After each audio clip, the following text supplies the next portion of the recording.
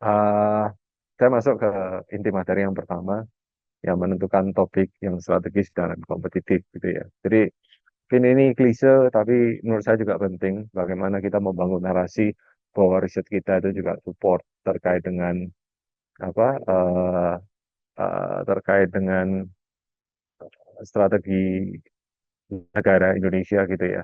Termasuk juga rencana induk penelitian dari UNER. Nah, ini penting karena membawa narasi yang lagi hype saja tidak cukup ketika kita tidak bisa mensupport ekosistem yang ada di sekitar kita gitu ya. Besok siang Bappenas datang ke UNER, beberapa peneliti diundang untuk mendengarkan juga paparan dari Bappenas terkait dengan eh, apa yang mereka lakukan gitu. Dan saya sependek yang saya tahu bahwa Bappenas itu sangat strategik fungsi untuk penelitian di Indonesia. Jadi ini sangat penting bagi kita ya. Bagaimana riset yang kita lakukan itu bisa align dengan apa yang kita usahakan. Ini satu faktor ya. Kemudian yang kedua, bagaimana riset yang kita lakukan bisa align dengan pemberi dana gitu. Nah, kalau sekarang Kementerian Kemendikbudristek, di RTPM misalnya, ya kayak gimana caranya apa yang kita lakukan bisa support misal tagline kementerian sekarang kampus berdampak gitu ya. Nah, ini penting sekali karena membangun narasi itu jadi penting.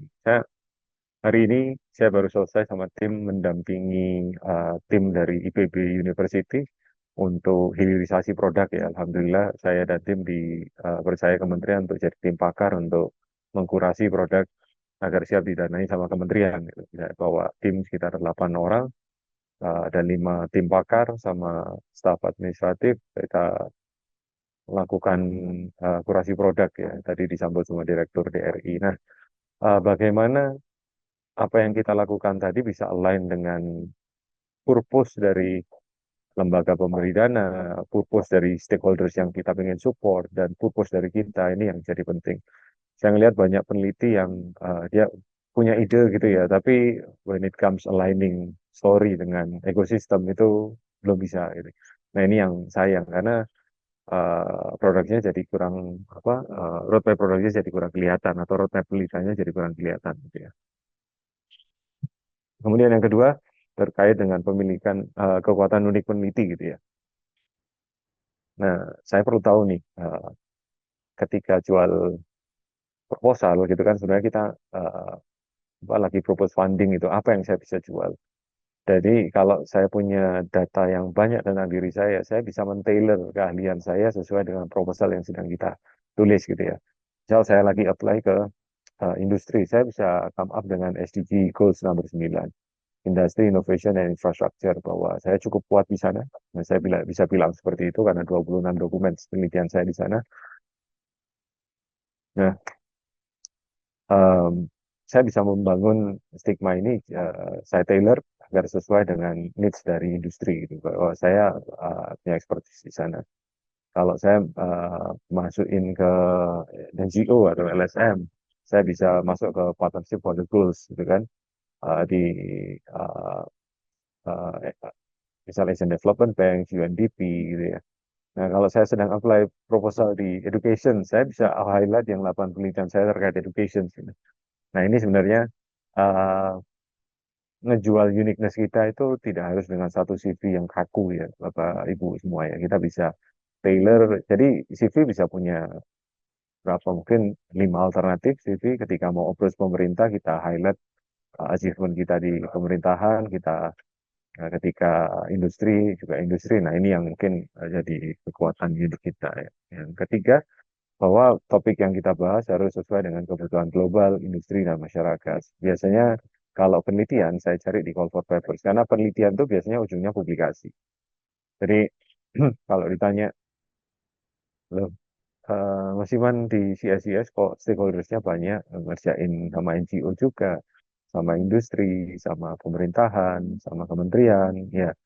Karena memang purpose mereka beda-beda gitu ya. Jadi kita nggak bisa pakai satu kacamata saja. Oh ya, saya penelitian, maka saya harus serve semua penelitian yang saya lakukan itu walaupun industri dengan kacamata penelitian akademis nggak bisa seperti itu. Uh, Minggu lalu saya ngasih BOD refreshment di IPDC di Bali. Ketika menyampaikan saya nggak bisa terlalu saintifik gitu ya. Saya akan banyak sampaikan materi-materi terkait dengan contoh best practices dari companies di luar negeri. Nah, itu jadi lebih menarik buat mereka. Nah, kebutuhan ini yang kita perlu tailor ya, karena fokus hari ini adalah terkait dengan topik call for paper, topik proposal penelitian akademis, maka saya bawa beberapa contoh ya. Nah, Bapak Ibu yang saya hormati, kawan-kawan kolega, jadi mungkin kalau Bapak Ibu yang ngikutin penelitian saya, kadang saya satu topik bisa sampai 15 paper hasilnya ya. Nah, karena memang biasanya ketika saya mau melakukan penelitian, itu saya bikin mapping dulu variabel ini ada yang pernah neliti nggak. Kalau nggak ada berarti saya harus doing extensive data collections. Kemudian saya bangun research mapping, research roadmap-nya seperti apa. Jadi satu variabel itu bisa eksis 5 sampai 10 tahun penelitiannya gitu ya. Nah, ini yang jadi penting ya, karena akhirnya kita mungkin bisa lebih cepat dikenal sama market bahwa oh Iman ini expertnya di military connections misal. Iman ini expertnya di eh, research tentang reputable universities. Nah, itu jadi menarik ya. Nah, saya dapat idenya awalnya dari baca call for papers. Bagi Bapak Ibu yang familiar dengan call for papers, saya yakin Bapak Ibu punya mindset yang sama bahwa call for papers ini bukan hanya terkait dengan conference. Ya. Call for papers ini bisa kait dengan publications juga. Nah, menariknya call for papers ini, mereka secara spesifik menyebutkan jurnal mana yang melakukan call ini, siapa guest editorsnya, kemudian apa introductionsnya, terus apa list of topics yang mereka suka gitu ya. Nah, misal yang di sebelah kanan, how fintech is transforming accounting, auditing, and finance, exploring its economic, social, and environmental impact.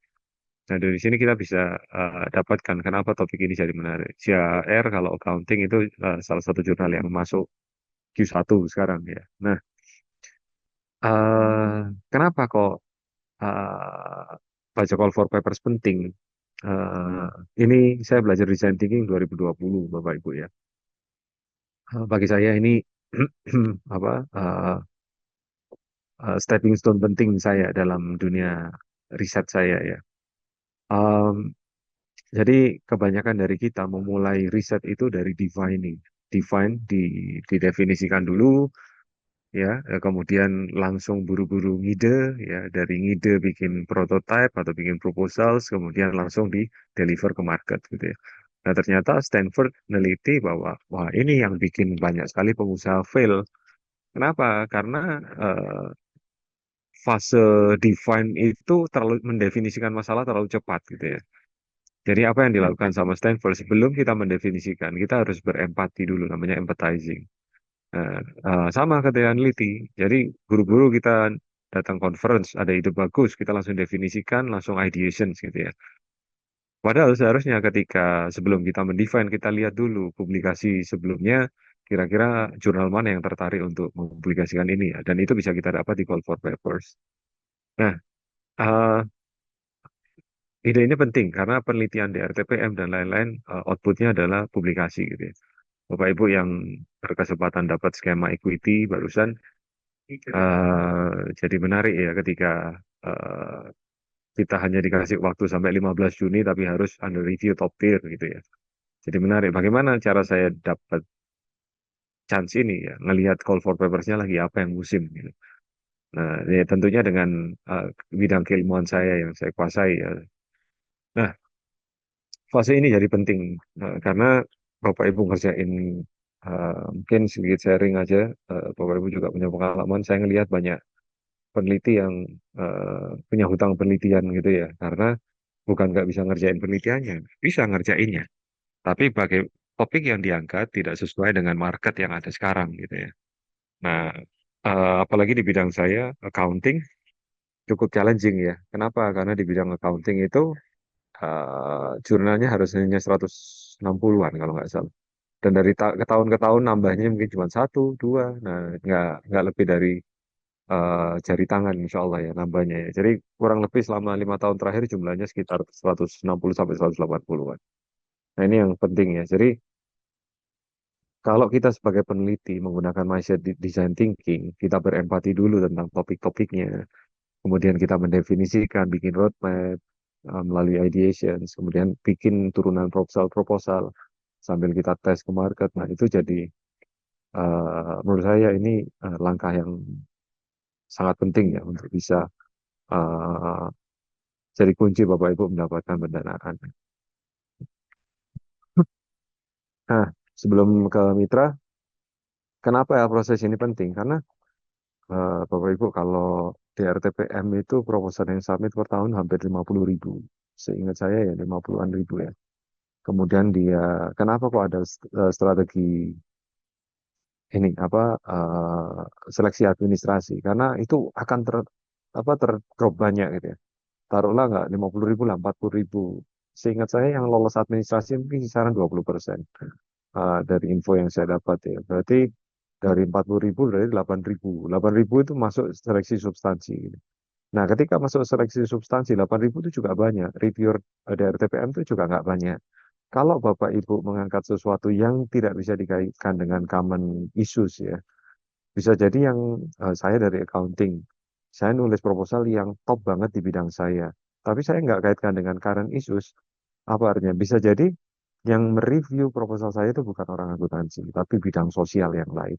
Karena nggak mungkin, kecil kemungkinan mereka cari yang spesifik. Ini proposal accounting, saya cari reviewer accounting karena jumlahnya banyak, less likely itu terjadi gitu ya. Saya kemarin lagi nge-review mungkin 10 sampai 15 proposal RIM. Saya dikasih macam-macam, sosial banyak sekali gitu ya. Tapi yang accounting dikit gitu. Nah, itu case yang banyak terjadi. Kenapa design thinking ini penting? Agar Bapak Ibu bisa mengkaitkan proposal yang diangkat sekarang, agar bisa dengan mudah di digest atau di capture sama para reviewer bahwa topik ini penting dan sangat mensupport Indonesia untuk berkembang. Nah, ini isu yang penting ya. Oke, yang kedua kolaborasi dan pemetaan mitra ya. Ya, kalau mitra prinsipnya mutual value ya, macam-macam mitra ya Bapak Ibu. Saya mungkin sudah berkorespondensi dengan puluhan hampir ratusan mitra mungkin di luar negeri. Ada yang orientasinya eh, kerjasama, kualitas, ada yang orientasinya uang juga, macam-macam ya. Jadi kita we have to be clear apa yang kita bisa kontribusikan, apa komitmen dari mereka gitu ya. Nah, awalnya dulu eh, kita bisa melakukan beberapa hal yang kita offer ya, maksudnya ke expertise kita. Kalau masih biasanya masih awal, agak susah expertise. Apa yang bisa kita lakukan? Komitmen waktu, misal gitu ya. Saya disampaikan bahwa saya berkomitmen untuk menyelesaikan penelitian ini. Nah, atau hal yang lain terkait dengan fasilitas di kampus. Biasanya sekarang ada program visiting professor. Dan nggak banyak dosen-dosen yang menggunakan fasilitas itu ya. Nah, yang sibuk malah di bidang birokrasi ya. Wadek bingung mencarikan mitranya siapa, departemen bingung mencarikan mitranya siapa. Padahal seharusnya yang paling ideal yang mencari mitra itu masing-masing dosen. Karena ketika masing-masing dosen mencari mitra, maka dia akan jaga itu. Tapi kalau wakil dekan, dekan, direktur atau kadep, KPS nanti akan berganti gitu ya. Jadi nggak sustain kolaborasinya gitu. Ini memang challenging dari dulu ya sampai sekarang. Nah, ini kita harus bangun bersama apa kemampuan untuk bisa berkolaborasi dari level individual to individual. Pengalaman saya di global engagement 5 tahun, basically collaboration is very clear. It's connecting people to people gitu ya. Bukan connecting institution to institutions, tapi yang driving kolaborasi itu adalah connecting people to people. Nah, kita lihat kapasitas mitra, ekspertisnya seperti apa, fasilitas, data, reputasi. Alhamdulillah saya baru dapat email sekitar 1 bulan yang lalu. Ada salah satu peneliti dari New Zealand tuh email saya. Iman, kalau kamu tertarik kolaborasi, saya punya database ini. Estimasi saya database yang dikirimkan ke saya itu ada sekitar 11 atau 12. Mungkin valuasinya subscribe 12 dataset 1 tahun itu bisa 5 miliar lebih gitu kan. Nah, dengan penelitian seperti ini, saya uh, oke, saya komitmen, saya akan hire 2, misal research assistant untuk assist penelitian kita. Saya akan hire 1 PhD student. Nah, itu offer yang kita bisa lakukan dengan mereka gitu ya. Nah, terus apa? Terus meeting checking ya. Besok siang saya akan meeting dengan salah satu partner saya dari UAE, Profesor Tabas, untuk ngobrol kolaborasi. Dan barusan staf kami juga saling email gitu ya, saya di sisi terkait penelitian kami dengan Illinois State University di Amerika. Maaf, Bapak Ibu. Terus ya beberapa hari lalu saya lagi apply grants kemarin. Ini hari ini deadline-nya. Saya lagi nyiapin submit dua grants dengan peneliti dari Singapura. Nah, itu kita kerjasama dengan mereka dan ada tim yang mensupport ya terkait dengan kolaborasi ini. Nah, ini background yang sederhana, checking research interest, kemudian checking dengan publication outcome gitu ya. Ini saya ambil salah satu mitra saya, Granny Taylor dari Curtin University. Nah, ini kalau awal kita cek gitu ya. Nah, kalau udah temenan, ya udah langsung aja. Kalau udah temenan lama, kita udah berteman lama sama mereka, langsung aja kita udah tahu ya. Nah, ini apa suggestion eh, apa formalnya lihat age index, jumlah publikasi, jumlah citasi, kuartil publikasinya banyak penelitian. Publikasinya 300, 200 gitu ya, tapi sebagian besar publikasinya publikasi di jurnal yang kurang bagus. Nah, itu Ibu perlu hati-hati ya. Oke, nah ini contoh saya kasih email saya ke Dr. Tabas. Saya baru email beliau itu di 11 Mei tahun ini, gitu ya. Saya sampaikan juga kalau saya profesor, saya senior value di NUS, saya serve dari editor in chief gitu ya. Kemudian saya cek background dia, saya minta staff saya cek, kemudian saya ngomong ke dia tentang saya tertarik kolaborasi gitu ya. Nah, terus yang terakhir ini yang kedua kan apa ngawarin research grants ya. Terus yang ketiga untuk become ajang profesor di accounting department ini saya pakai karena saya sama Bu Wiwi Supratiwi sudah diamanain cariin teman-teman yang ajang ya saya bisa nyampein I convey greetings from our department chair to invite you to become bla bla bla ini salah satu approach yang saya lakukan untuk cari teman baru gitu ya saya nggak pernah punya kolaborasi dengan Tabas sebelumnya. Nah, ini di 2023 ya. Saya ngirim email kayak gini udah banyak Bapak Ibu, puluhan gitu ya. Ada yang berbalas dan ada yang tidak berbalas gitu ya. Nah, eh sama waktu itu saya kirim staff saya ke NUS. Dia networking ketemu si J. Yuri ini. Kemudian saya di advice sama staff saya untuk staf pusat kajian untuk Prof ini kayaknya cocok deh kalau kolaborasi. Kita background check, kemudian kita kolaborasi dengan mereka ya. Hasilnya salah satunya kita mengadakan conference di 2024 kemarin. Kita bisa ngundang bicara dari Stanford, dari banyak university di Eropa dan Australia juga ya. Nah, dan ini saya lakukan bukan hanya di 2-3 tahun terakhir, tapi mulai tahun 2016 saya sudah melakukan kebiasaan ini Bapak Ibu ya. Saya ngirim ke salah satu profesor, ini bukan di kampus saya, tapi saya pernah ketemu di conference. Nah, ini salah satu ini dokumentasi email saya di 2016 ya. Waktu Juni ya, berarti baru lulus dari S3 itu ya. Nah, oke. Nah, sebenarnya jembatan untuk kolaborasi dengan peneliti yang top, middle, atau masih sama karir stage-nya sama kita, itu kita bisa lihat portofolio sama mereka gitu ya. Atau portofolio kita jual ke mereka. Kemudian yang kedua, kita bisa jual uniqueness of Indonesia. Indonesia itu datanya unstructured, butuh banyak penelitian tentang transparansi dan lain-lain itu bisa kita jual.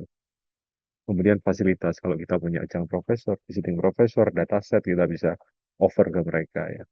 Intinya kalau kita punya common interest, common friends, common needs itu jadi bisa jadi bahasa ya bahasa. Karena bahasa itu apa sih? Bahasa itu kan sebenarnya agar kita bisa menyampaikan needs kita gitu ya sama orang lain gitu ya. Nah ini uh, interest, friends sama needs itu bisa jadi bahasa awal kita untuk kolaborasi. Nah, semua itu kita nggak bisa lakukan sendiri gitu ya. We need a super team, not a superman. Ini kalau saya nggak salah, per hari ini mungkin saya lagi submit artikel Scopus hampir 30 Bapak Ibu, Alhamdulillah. Dan kami masih ada sekitar 20-an penelitian ongoing gitu ya. Kita kolaborasi dengan tim untuk melakukan riset bersama, bukan hanya tim dari internal saja, tapi tim dari peers kita, kolega, staff kita, research assistant, kemudian sampai uh, hmm, kolaborator di internasional ini ya. Alhamdulillah kami mulai cukup menarik bagi talent-talent di lulusan luar negeri. Minggu ini, Jumat nanti saya menginterview lulusan S2 dari King College London yang ingin bergabung di CSIS. Kita udah dapat 2 alumni Melbourne sama 1 alumni Monash lagi gabung sama kita untuk riset bersama di CSIS. Ini kurang lebih gambaran perjalanan 9 tahun dari 2016 membangun networks ya. Kami punya beberapa partner, ini baru sebagian partners yang kami showcasing, dari yang indeksnya 168 sampai indeksnya 11, masih banyak lagi yang lain. Oke, jangan lupa Bapak Ibu juga bangun visibility-nya di media sosial ya. Kenapa? Karena ketika kita ngajak partner berkolaborasi, kalau menurut saya website atau departemen akuntansi websitenya biasa sih menurut saya gitu ya. Jadi saya agak kesulitan untuk dan seingat saya di website kita di FEB itu nggak dipromot. Ya, jadinya agak susah nyari itu website ini jadi yang paling atas gitu ya. Di satu sisi saya bersyukur karena memang kita nggak reguler maintenance website kita ya. Nah, apa alternatifnya? Saya pakai ini profesional platform seperti LinkedIn, ya. Saya nggak pakai Instagram untuk branding kerjaan karena Instagram lebih ke social life ya. Jadi saya pakai LinkedIn untuk membangun ini dan alhamdulillah kita sudah ada tim media yang membantu untuk dulu saya nggak terlalu media sosial minded karena belum tertarik gitu ya. Nah, sekarang karena needs, eh, maka ada tim yang karena saya handle sendiri juga nggak bisa gitu ya. Maksudnya nggak maksimal, saya malah nggak ngerjain yang lain nanti ya. Oke, ini secara otomatis maka profil kita ketika banyak publikasi juga akan muncul di ini salah satu platform untuk melihat performa researcher ya, Scholar GPS namanya. Oke, dari ide sudah, partner sudah, kemudian data dan rancangan research ya. Ini jadi penting ya. Kalau Bapak Ibu punya data yang bisa disiapkan lebih awal, maka ini jadi penting untuk bisa melihat atau menakar level of successful dari penelitian kita. Kadang nggak semua eh, asesor itu paham bahwa research itu is kind of investment gitu ya.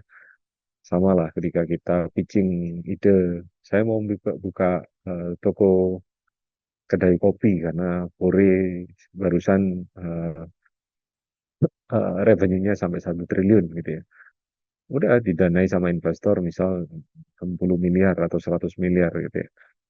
Nah setelah masuk ke market, kita sama kan kayak kita bikin proposal terus dapat funding gitu ya. Setelah kita masuk ke market, ternyata barrier to entry-nya cukup tinggi gitu ya. Agak susah nih nandingin apa bakar uangnya teman-teman startup ya mungkin mau janji jiwa kah, kopi kenangan, Kore. Akhirnya apa yang kita lakukan? Kita harus pivot, ganti model bisnisnya. Penelitian juga sama seperti itu. Waktu kita nulis proposal belum tentu kita bisa sukses ya dalam dalam mengeksekusi setelah dapat penelitiannya. Nah, yang perlu dilakukan kalau kita bisa apa ya assess certainty-nya misal di atas 60% kita bisa ngerunning data dengan apa yang kita rencanakan tuh keren banget gitu ya. Nah, tapi kalau kita belum punya data bikin proposal besar kemungkinan hasilnya nanti tidak sesuai dengan apa yang kita rencanakan gitu ya. Nah, kalau di UNER, seingat saya kita langganan Bloomberg, MSCI, Osiris, Sustainalytics. Nah, ini kita perlu leverage ya. Nah, teman-teman yang finance bisa menggunakan, teman-teman yang ilmu ekonomi ada beberapa variabel seingat saya. Kalau ambil ekonomi industri itu ya, bisa menggunakan data-data Bloomberg, Osiris, Sustainalytics, dan MSCI. Kemudian kalau mitra kita punya data, kita bisa gitu, leverage juga. Tuh. Ya. Hmm. Ini saya masuk karena saya juga beberapa kali di reject gara-gara ini gitu ya. sayang sekali Bapak Ibu, karena kenapa? Setelah kita effortnya besar untuk menyiapkan proposal, namun ternyata kita dapat rejection untuk hal yang sederhana gini ya, itu sayang sekali gitu ya. Jadi izin saya masuk ke teknis. Tema kita sudah selaras atau belum, ini penting sekali ya. Eligibility kita sesuai belum, kelengkapan dokumennya seperti apa, ini jadi penting sekali gitu. Nah, eligibility sesuai dengan rumpun, jabatan fungsional, nah ini jadi penting ya untuk kita lakukan. Nah ini beberapa rejection yang pernah saya terima atau kami terima ya. Nah, citasi nggak ada itu bisa jadi ditolak gitu kan. Sayang gara-gara cuma satu citasi doang. Terus revisi RAB gitu ya, proposal tidak rapi, abstrak tidak perlu dibuat poin-poin, kata kunci ada.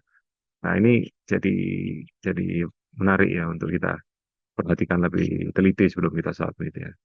Jumlah kata, template-nya 600 kata, kita bikin lebih dari 700. Nah itu ah, ini cara kementerian mereject di awal, karena nggak mungkin mereka mereview substansi 50.000 proposal ya.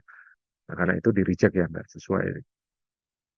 Nah, eh, ini kualifikasinya nggak sesuai. Nah, ini bisa jadi apa alasan untuk menolak juga. Ya. Nah, kemudian ketika masuk substansi, masuk ke rekam jejak pengusul misalnya, reputasi di 5 tahun terakhir ini yang tadi saya bilang, kalau Scopus kan Bapak Ibu nggak perlu manage otomatis gitu ya. Tapi kalau LinkedIn dan lain-lain itu penting sekali untuk kita manage agar kita bisa eh, lebih visible ya Bapak Ibu ya. Terus rekam kolaborasi kita, nanti kita akan buka-buka beberapa website dulu sebelum Q&A gitu ya. Kemudian data HKI dan lain-lain, biasanya kalau kita show recordnya itu sebaiknya dijadikan satu platform ya. Nah, bukti kompetensi yang match dengan topik, nah ini jadi penting. Tadi CV-nya kita kalau bisa kita tailor sesuai dengan proposalnya atau pemberi dananya, kemudian kompetensinya juga kita tailor gitu ya. Mungkin saya tahu Bapak Ibu banyak proyek dengan industri, tapi ini penelitiannya tentang higher education, yang nggak perlu terlalu dimasukkan industrinya, tapi cari yang relevan dengan higher education-nya ya. Oke, nah ini mungkin saya akan buka nanti tips dari saya di website. Jadi ada mungkin 2 website yang saya akan buka, Bridging Research sama terkait dengan Scholar UNER nantinya Bapak Ibu ya. Medpen, ya Bapak Ibu udah expert lah. Insya Allah seharusnya peneliti nggak punya permasalahan di Medpen gitu ya. Nah ini dicek kredibilitas mitranya agar sesuai. Nah ini apa hal RAB juga penting ya. Jadi Bapak Ibu ya bagaimana RAB ini harus disusun sesuai dengan standar biaya masukan gitu ya. Atau kalau DPPM itu berarti sesuai PMK, Peraturan Menteri Keuangan gitu ya. Nah ya key mindsetnya diniatkan ibadah, dia sharing is caring, kemudian kita harus tahu apa yang dimau stakeholders kita, nggak cuman apa yang mau kita mau saja, kolaborasi dengan Gen Z ya, karena ini waktunya mereka untuk tumbuh gitu ya, terus mindsetnya kita impactful, kemudian impact adalah journey bukan perjalanan, bukan tujuan ya, ini adalah perjalanan ya, jadi kita harus enjoy. Nah,